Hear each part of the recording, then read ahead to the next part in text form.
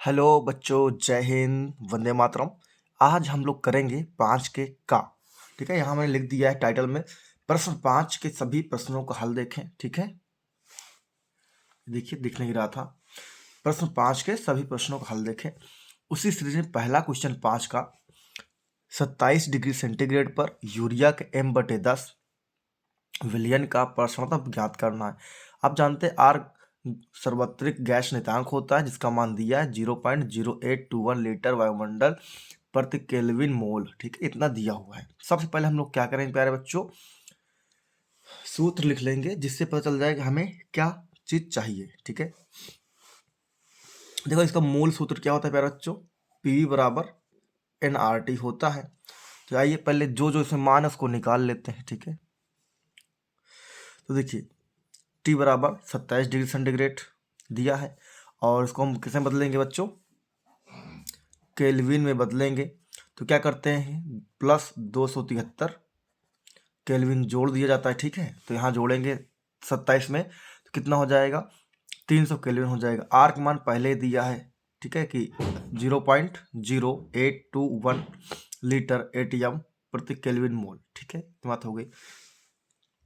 अब देखो m क्या होता है, यहाँ दिया यूरिया के m/10, ये आपकी सांद्रता होती है। क्या होती है, जब भी m/10 देगा, m/100 देगा, m/1000 देगा, वो आप c का मान हो जाएगा और सांद्रता कहलाएगा। ठीक है, तो इसके बाद क्या होता है, मोल बटे आयतन। तो यहाँ हम इसको भेज देंगे, p बराबर क्या कर देंगे, n/v RT कर देंगे। जब n/v करेंगे तो किसके बराबर होता है, c बराबर होता है। ठीक है, इसलिए हमने लिखा c बराबर n/v होने पर। तो अब इतने का मान क्या हो गया प्यारे बच्चों, 1/10 मोल हो गया। ठीक है, तो यहाँ पराशरण दाब क्या करना, हम लोग को ज्ञात करना। तो यहीं पास फार्मूला क्या बन के आएगा, P बराबर CRT। क्या बन के आएगा प्यारे बच्चों, फार्मूला P बराबर CRT। अब इसी पर मान रख देंगे और आंसर आ जाएगा। चलिए देखते हैं, C का मान 1/10, R का मान 0.0821 गुणे 300। अब 0 से 0 कैंसिल हो गया एक, अब इसको गुणा करा देंगे। हाँ, तो P बराबर 0.0821 गुणे 30, जैसे गुणा कराएंगे प्यारे बच्चों तो कितना आएगा, 2.4630 ATM। हमारा पहले सवाल कंप्लीट हो गया। ठीक है, चलिए 5वें खा देखेंगे। जो आपको लग रहा है बहुत डरावना सवाल है, बिल्कुल नहीं, बहुत आसान होता है, इसमें कुछ भी नहीं करना है। ठीक है, चलिए देखिए, कल एक बार सवाल पढ़ लीजिए, फिर लगाएंगे हम अपने तरीके से और आप उसको समझ लेंगे, नोट कर लेंगे। प्रथम कोट की अभिक्रिया N2O5 एरो 2NO2G और हाफ O2, मतलब ये उत्पाद है, वो ये अभिकारक है, और जब ये बनेगा तो उत्पाद में NO2 के 2 मोल, ऑक्सीजन के आधा मोल बनेगा। ठीक है, कितने टेम्परेचर पे, 318 केल्विन पर। फिर N2O5 की प्रारंभिक सांद्रता कितनी है, 1.24 इंटू 10⁻² मोल प्रति लीटर थी, जो 60 मिनट के उपरांत, मतलब 60 मिनट के बाद 0.20 गुणे 10⁻² मोल प्रति लीटर रह गई है। यहाँ भी टेम्परेचर कितना है प्यारे बच्चों, उतना ही है, 318 केल्विन पर।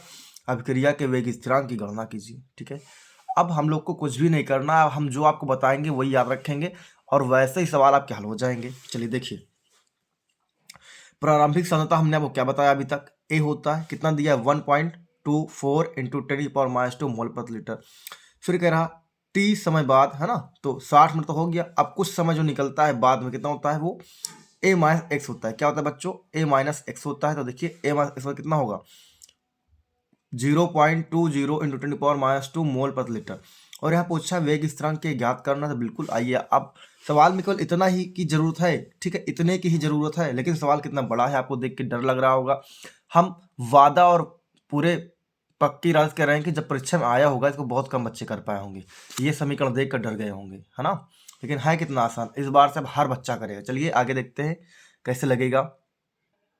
तो देखिए, सबसे पहले प्यारे बच्चों हम क्या करेंगे, प्रथम कोट की अभिक्रिया का सूत्र लिखेंगे, के बराबर 2.303/T लॉग A/m/x होगा।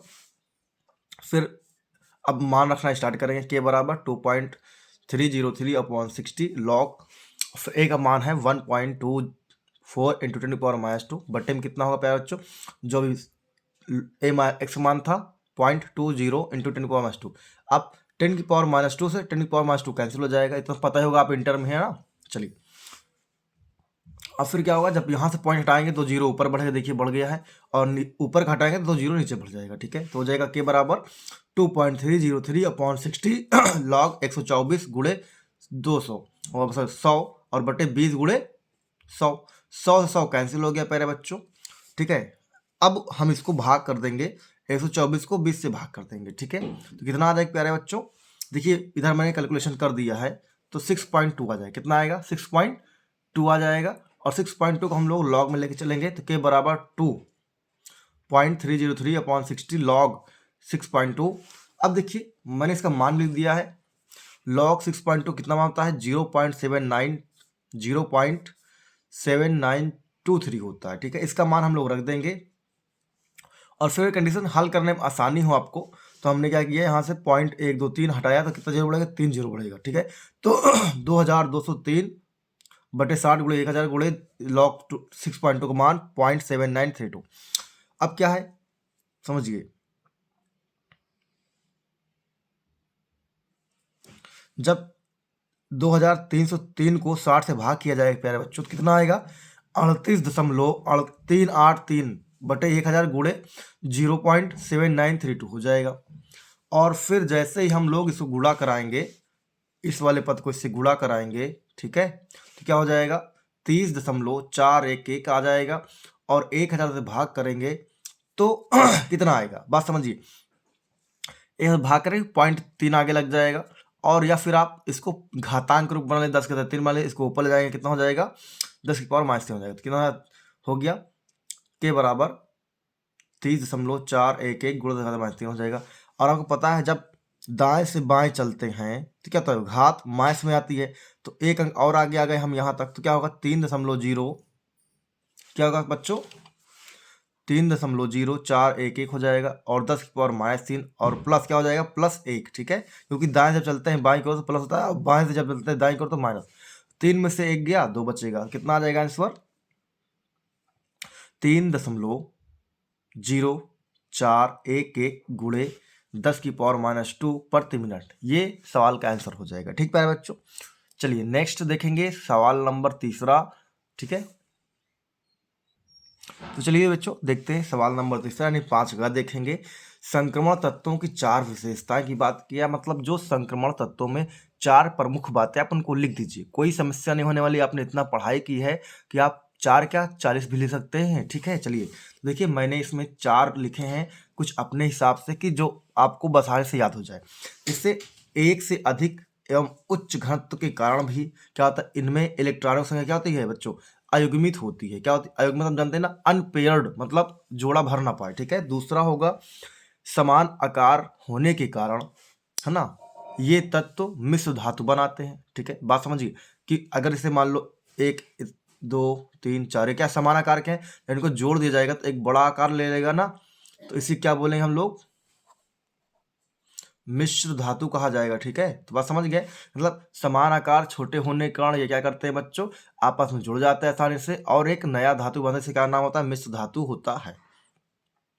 फिर समझिए बात को, ये क्या होते हैं, ये धातुएं कठोर भी होती है, मतलब हार्ड होती, मजबूत होती हैं। ठीक, क्योंकि आप देखिए जितनी छोटी धातुएं होती हैं, जितना समान आकार की होती हैं, उनको तोड़ना बहुत ही कठिन होता है, और क्योंकि बहुत मजबूत होती हैं इसलिए क्या होता है, ये कठोर होता है। ठीक है, फिर देखिए इनका boiling point and melting point, मतलब क्वथनांक और गलनांक क्या होता है, बहुत हाई होता है। ठीक, देखो जितना कोई, जैसे मान लीजिए बहुत बड़ा, ये बड़ा आकार का आ गया, एक को कोई ले लिया मैंने बड़ा आकार का, एक ले छोटा आकार का। ठीक है, जब इसको हम लोग गलाएंगे या इसको क्या करेंगे, गर्म करेंगे, तो बच्चों बड़ा वाला के लिए जल्दी इसका जो एरिया होगा ना, बाहर का एरिया थोड़ा कमज़ोर होगा, तो जल्दी पिघलना स्टार्ट हो जाएगा। ठीक, और गलना जल्दी स्टार्ट हो जाएगा, और बॉयल भी करना जल्दी हो जाएगा। लेकिन जो छोटा वाला होगा, इसका बाहरी और अंदर दोनों क्या होंगे, बहुत ठोस होंगे, और ठोस होने की वजह से इसमें समय ज़्यादा लगेगा, क्वथनांक हाई होगा, मेल्टिंग पॉइंट हाई होगा। ठीक है, ये बात है। देखो 4 पूछा है, मैंने 5 लिख दिया है कि जिससे कोई समस्या ना हो किसी को।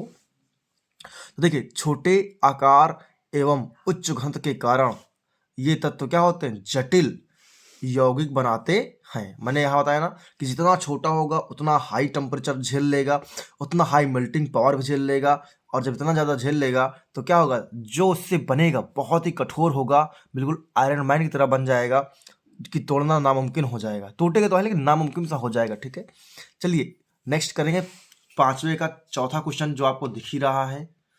ठीक, क्या है पांचवे का चौथा? घ नंबर, उपसह संयोजी यौगिकों के IUPAC में नामकरण पर संक्षिप्त टिप्पणी लिखिए। मतलब जो आप नामकरण करते हैं उसका कैसे कैसे किया जाएगा, स्टेप बाय स्टेप आप समझाना है।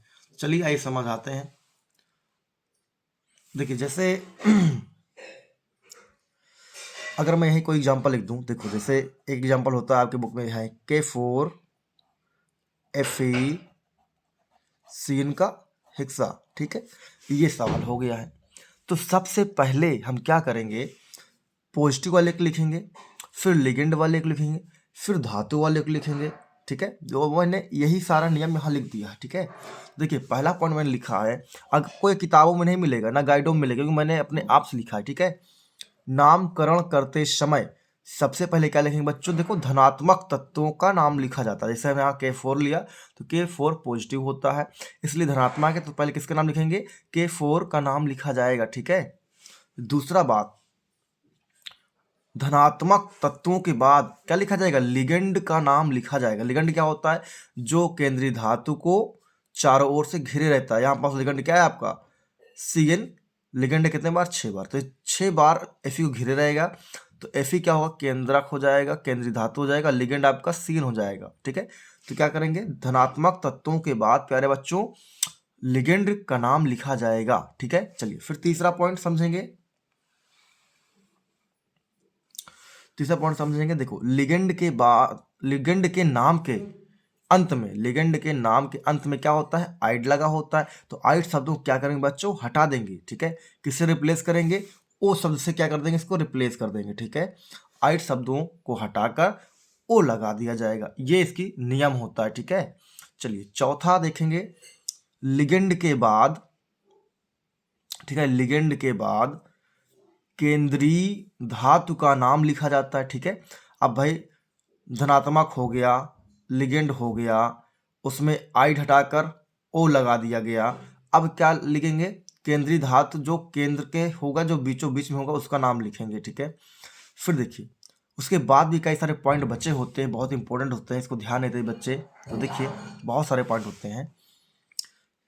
सबसे अंत में क्या लिखते हैं, ऋणात्मक लिखते हैं। ठीक है, सबसे अंत में ऋणात्मक वाले तत्वों का नामकरण किया जाता है, कि जैसे क्लोरीन हो गया ना, इसका नाम आ जाए, ये लास्ट में लिखा रहेगा। और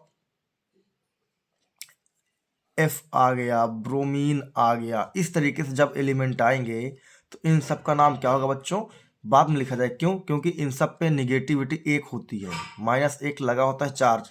ठीक है, तो इसीलिए इन सबको लास्ट में आता है, इनका नाम भी लास्ट में लिखा जाता है। चलिए फिर इन सबको आगे छोड़ते हुए हम लोग अपने निष्कर्ष पहुंचते हैं, छठवें निष्कर्ष पर। यदि